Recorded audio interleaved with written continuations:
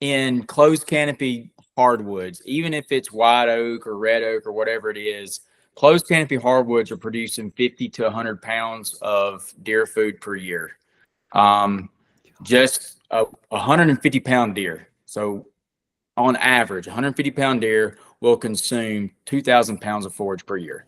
All right. So if you think about it, hardwoods, even if they're great species composition of hardwoods, they're really not providing that much food.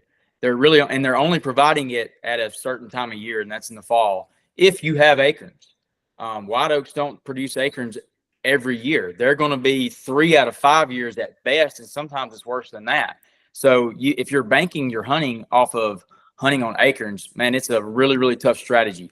Even in this hardwood section, I had a really good mix of red oak and white oak. But even then, it was difficult to pinpoint because like you're either going to have like a bumper year or you're going to have, a few trees. And I had found those few trees that I knew when to hunt. And I had there's a chestnut oak that drops on that little piece right there. And it is the first tree on that 300 and something acre farm to drop every single year. And it actually has acorns every single year. And like the deer flood to it. And it's a magnet. It will have bucks on it and all that. But like after that one, you got 3 days to hunt it. After that, you're not going to find, it's hard to pinpoint the deer, hard to hunt the deer. So that timber cut, I left a little flat of acorn trees right there around that one so that I could transition from the chestnut to when the white oaks and some red oaks drop. But then right beside that, I cut it hard. And when I cut it hard, I created a transition line. So that transition is all cover. It's thick. It's a lot of woody browse, a lot of herbaceous growth. And then where I cut it up the hill. So a lot of times bucks are not wanting to run right on top of the ridge unless maybe it's the rut. A lot of times they're wanting to like side hill just a little bit. And what they're doing is they're putting the hill between them so they're not skylined. And so the other thing is the cover also does the same thing. So now I just put a transition line of thick cover right at the trail that I've scouted and found the trail where they're side hilling this ridge anyway. And I ran that transition line right through that trail. Well, now I've got across the ridge, I've still got intact, like I didn't cut anything on top of the ridge. It's still big, pretty oaks and gives me good access in. I can walk the spine of the ridge, get in my stand, drop just off. Or if I want to come around the other side, if the wind's not perfect, I can drop just right there to that trail and I've got a 20-yard shot. So I just created that transition. And I remember, Josh, you had done this exact same thing on a ridge. You posted it back in the spring that you had found. Mm-hmm. That was exactly what I'm talking about. So it's the way that area was cut. So you can go back and look at his pictures or whatever. This is exactly what I created on this. And so if you're in public land, this is one thing that you can look for. But the food and the cover made the deer use that area more, and it made them more patternable. Like if I'm going to go hunt that area, I've got 3 spots now that I know to go hunt on whatever wind. I don't even worry about trying to get down into the thermal hub because it's way too risky, especially on private land where there's just tons of deer that don't use the hub the correct way and you're blowing a lot of deer out. Well, now I can hunt the deer where I want to hunt them and they're going to transition where I want to transition them. And so that, just creating that, and then food plots up top as well, made it to where it's just that much more huntable. And so, we talk about how much a deer eats. Well, I just vastly increased the amount of forage on that property. And I don't have to worry about if there's oaks or not. On a terrible year where there's no acorns whatsoever, I will have food. On a terrible year when there's no food plots, we have a drought, I still have food. And then I have cover. And so if you have food and cover in the same place, you're going to have deer. And most of the time, the bucks are going to seek out that thick cover with food as soon as they shed their velvet. Nice. So going back to like the food and the tonnage and stuff it applies, remind me again, how much the acorns, how much do they provide as far as like tonnage? Closed canopy hardwoods, 50 to 100 pounds per acre per year. Okay. And then How does that compare to like ag?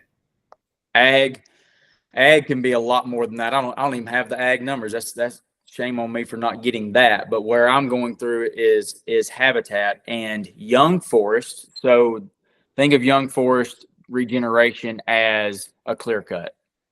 That's going to be somewhere in the ballpark of 1,000 to 1,500 pounds per acre. And that's also going to be, we're going to get into time of year when deer are feeding on these different things. But that, the acorn thing or the closed canopy hardwood thing, and that may be closed canopy hardwoods that's got really good acorns. Not every closed canopy situation is going to have food. I mean, if you're getting like a maple or sycamore or a bunch of trees that's not dropping mass that deer that eat, they're not going to be feeding in there. There's not very much on the ground. They may have a little bit of smilax that's like holding on, but it's browsed to death. And you'll see like a browse line on any kind of vegetation that's down low, and it's really not very high quality because it can't get sunlight, and so it's just barely hanging on. Deer coming through there nipping it off, and it's just basically sticks left. Whereas you have the managed timber areas, you're producing 1,000, 1,500 pounds easy, maybe more in some cases, depending on what species composition of tree you have there.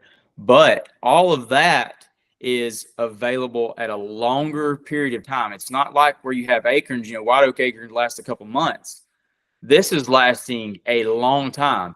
Not only is it producing cover, but it's producing food pretty much 7-8 months out of the year.